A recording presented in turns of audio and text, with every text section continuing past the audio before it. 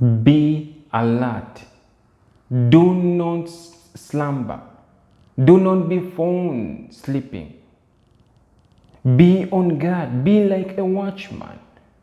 Because the enemy moves like a roaring lion, seeking for whom to devour. If he finds you doing nothing, if he finds you sleeping, he will devour you. He will plant and sow his own weeds within you. So be always on guard. Look at Nehemiah. When you look at the scripture about Nehemiah, is that he was told to go and build the walls of Jerusalem. But he faced a lot of opposition. He faced a lot of opposition from his enemies because his enemies did not want him to build. Whenever you are about to build something, the enemy will come to oppose you. So be on guard. So what did Nehemiah do? What Nehemiah did is that in one hand, he held the building materials, and the other hand held the weapon. He was on guard. He was a prudent man. In fact, even his enemies reached at a point when they said that even if a fox walks onto the walls, it will fall down. The enemies would find all sorts of means to intimidate you, but be on guard. Do not allow a simple word to bring you down. Do not allow it. Just because somebody said something doesn't mean that is who you are. Doesn't mean that is what you are. Because people do not know who you are. Even your family may not really know who you are. Your siblings may be unaware of who you are. It is only God who knows who you are. And whatever God says you are is what you are. So be on guard, brothers and sisters, because there are walls around you. There are walls within you. Walls that are ready to destroy you, and do not allow them to destroy you. Today's scripture is in the book of Acts 20, 29, 31. Acts chapter 20, verse 29 to 31. It reads, "For I know this, that after my departure, savage wolves will come in among you, not sparing the flock. Also, from among yourselves, men will rise up, speaking perverse things, to draw away the disciples after themselves. Therefore, watch and remember that for 3 years I did not cease to warn everyone, night and day, with tears." My God, this is powerful. The apostle tells you, he clearly warns you that after his departure, wolves will come in among you, not sparing the flock. Also, from among yourselves, men will rise up, speaking perverse things.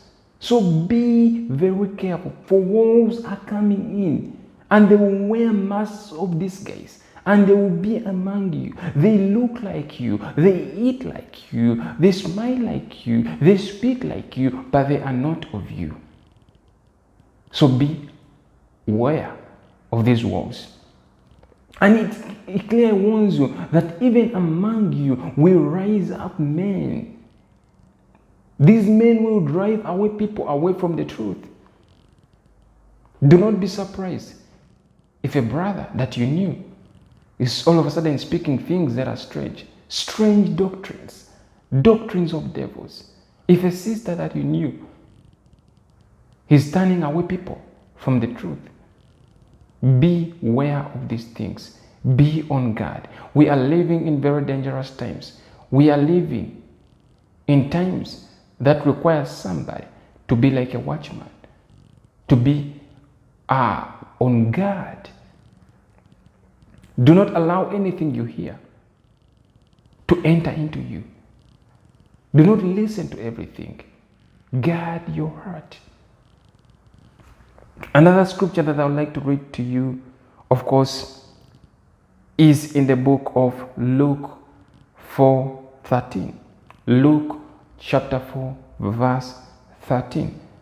Now, this scripture is after Jesus was or during Jesus' temptation. And it reads, when the devil had finished all this tempting, he left him until an opportune time. Scripture clearly says that when the devil had finished all this tempting, meaning when the devil had finished tempting Jesus, he left him until an opportune time. Notice it says until an opportune time, meaning that the enemy is waiting for an opportune time to strike again. He is not done. He does not give up. Why should you give up?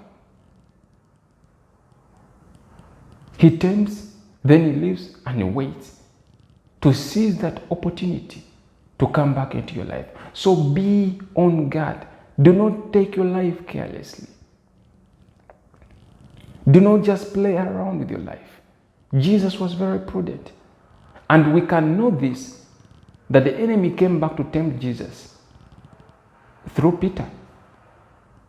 When Jesus was talking about how he's going to die and how his time had come up, Peter all of a sudden called Jesus and started telling him not to die for the world.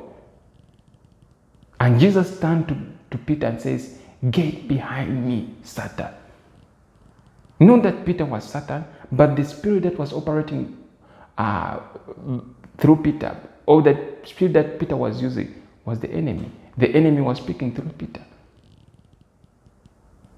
So, are you able to recognize the enemy?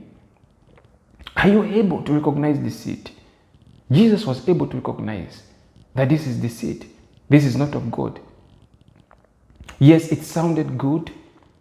It sounded good that Peter wanted to protect Jesus, that it was his master. But it was the enemy speaking, because Jesus had come with a purpose. His purpose was to die for mankind, for you and I.